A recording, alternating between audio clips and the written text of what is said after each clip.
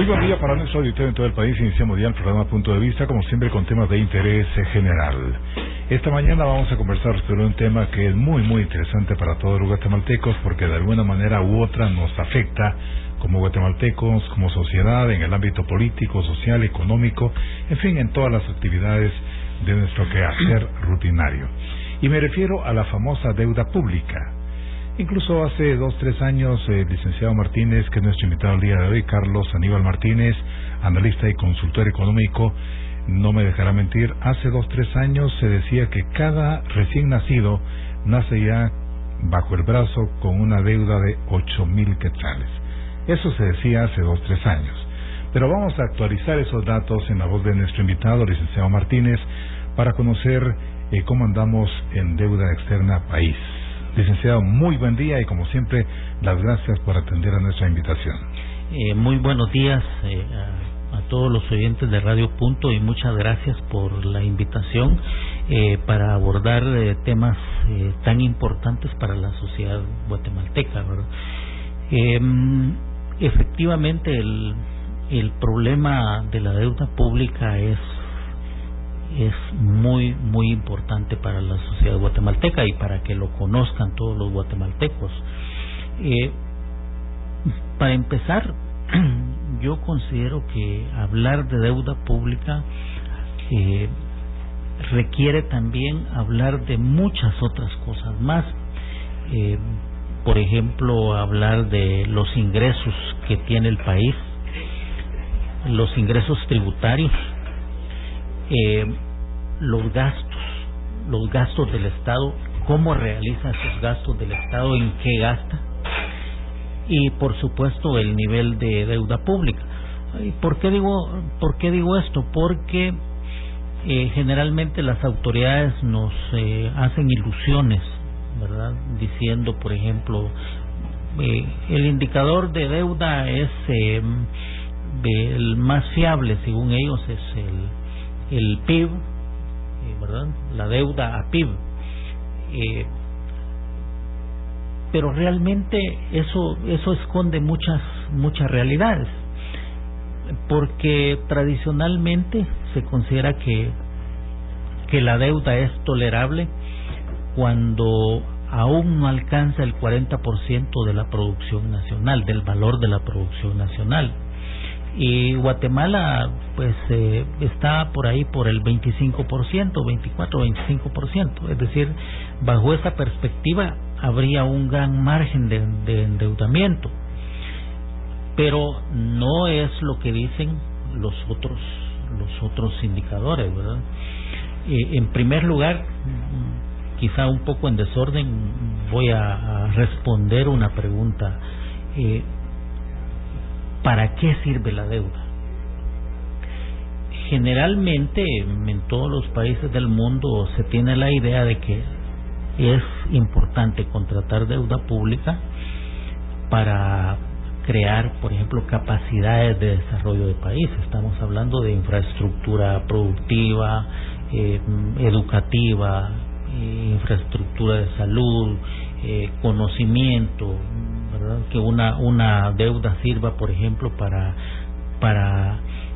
aumentar la calidad educativa, la calidad de los establecimientos educativos, la calidad de los hospitales, de los centros de salud, de las carreteras.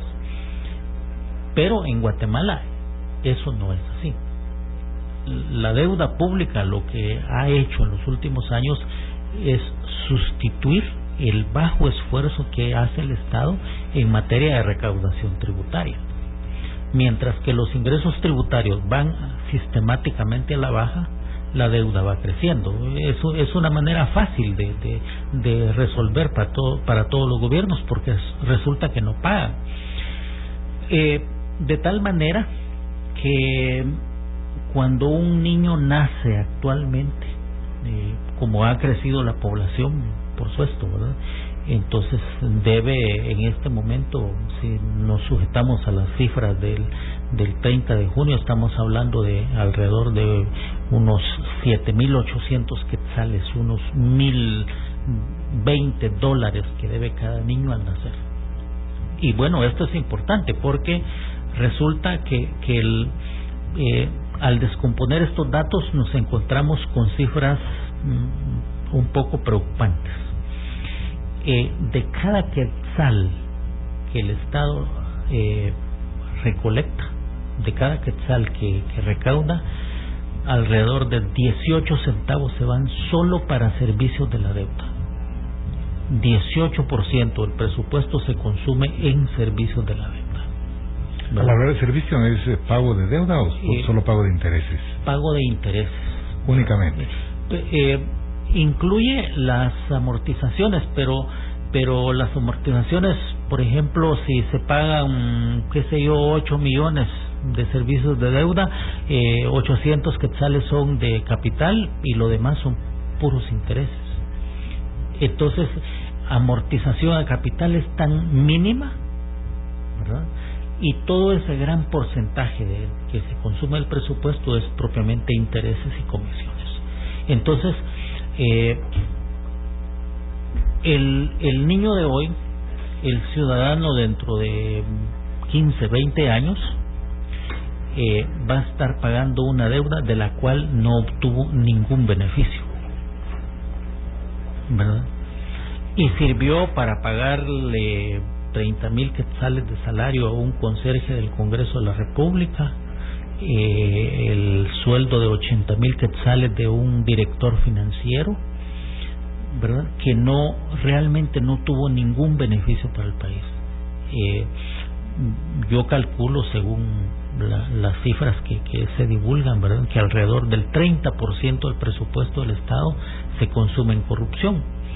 Entonces estamos hablando de que alrededor del 30% de esos montos de deuda que ingresan al país realmente va a bolsillos particulares de funcionarios públicos y trabajadores ubicados en puestos estratégicos de la administración pública, y realmente no tiene ningún beneficio para el desarrollo.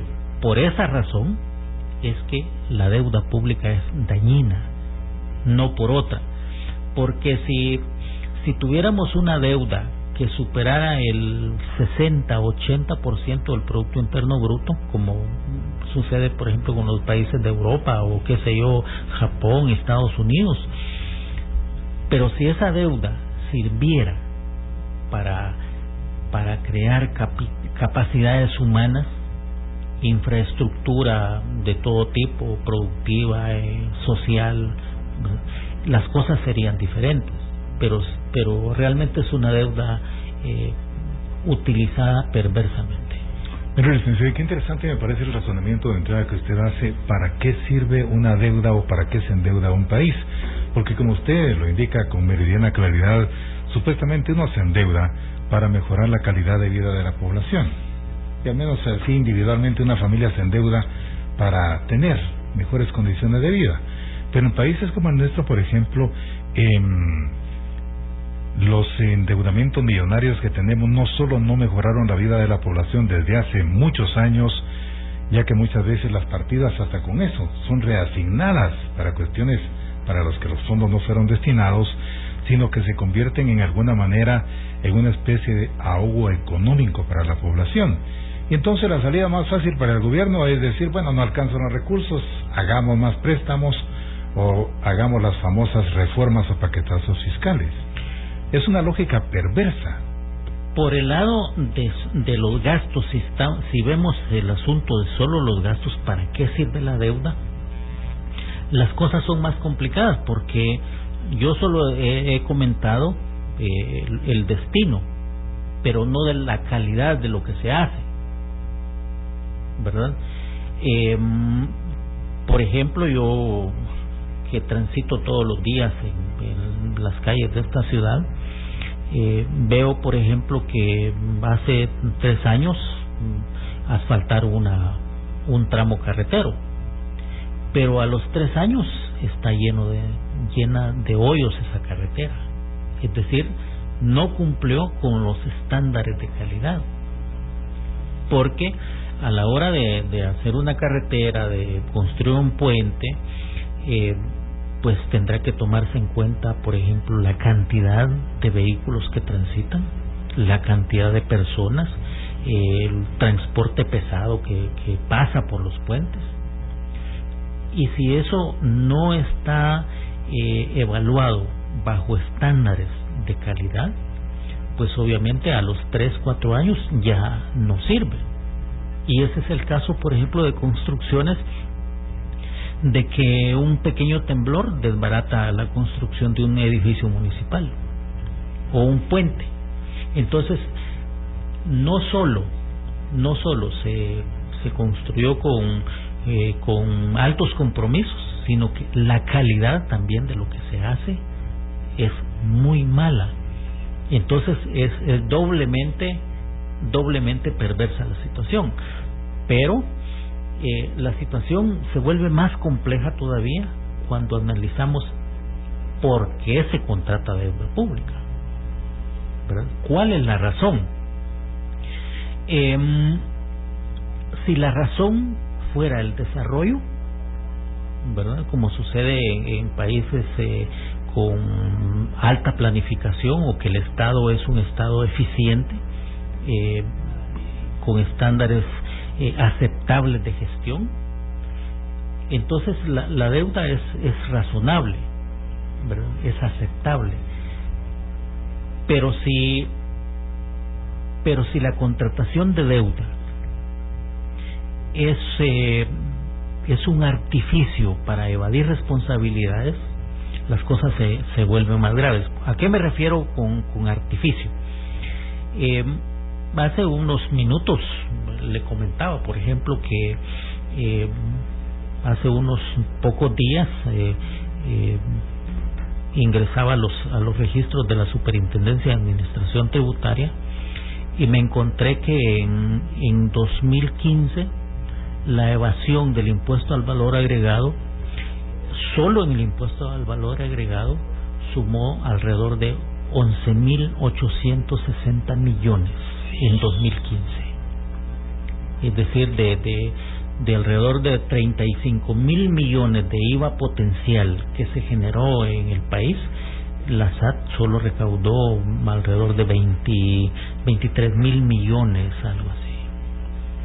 11.860 millones de evasión del impuesto al valor agregado. Entonces, la primera pregunta que uno hace, bueno, ¿por qué entonces contratar deuda si hay una fuente potencial de ingresos? Y lo mismo sucede, por ejemplo, con el impuesto sobre la renta. La SAT no da cifras, pero el mismo Ministerio de Finanzas hace unos 2-3 años suponía que la evasión del impuesto sobre la renta era alrededor del 59%. ¿Ya traducido a miles de millones de quetzales? Estamos hablando de una cifra similar a la del IVA.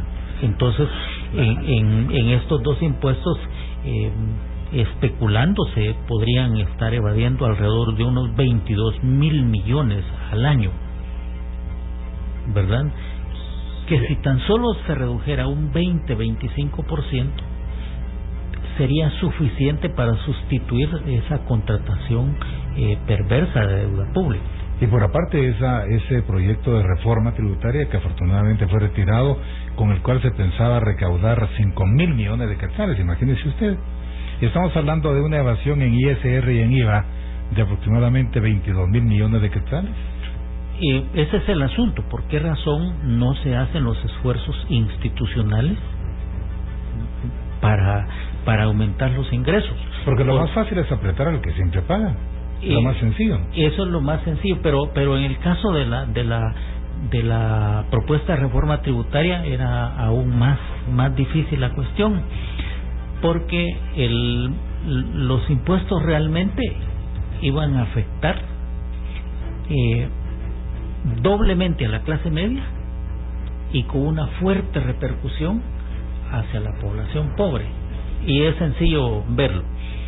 Por ejemplo, usted que tiene un vehículo, obviamente tiene que comprar más caro el combustible, pero resulta que los transportistas que transportan alimentos, materias primas para la industria, el comercio, pues obviamente tienen que aumentar los costos de transporte. Esos costos de transporte se trasladan a al precio de los productos que llevan. Si son alimentos, es inmediatamente el aumento. Y si son insumos, materias primas, pues igual.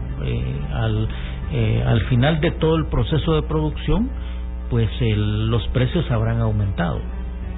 Entonces, el consumidor tendrá que pagar ese costo. Entonces, usted que tiene un vehículo paga el aumento del precio del combustible y el aumento en los precios de los productos. Es un doble efecto. Y para el 59.3% de la población que vive en condiciones de pobreza, pues obviamente la situación se vuelve mucho más complicada, ¿verdad? Hace unos 3 años la Asociación Nacional de Constructores de Vivienda calculaba que el déficit de vivienda en el país en 2012 era de 1.700.000 viviendas. De esas 1.700.000 viviendas, 680.000 correspondían a viviendas que totalmente no existían. Es decir, estamos hablando de 680.000 familias guatemaltecas que no tenían vivienda. Yo especulo, yo considero que ese monto, esa cantidad se incrementó. Y 1.020 familias que vivían en viviendas que no reunían condiciones de habitabilidad. ¿A qué voy con esto?